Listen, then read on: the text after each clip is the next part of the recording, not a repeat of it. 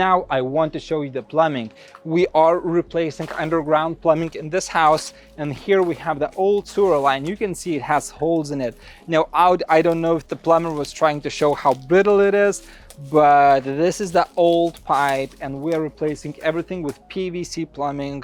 All underground plumbing is up to code now, and it's a big expense, but we gotta do what we gotta do. It was back pitches here and it was collapsed pipe, so we had to redo complete sewer line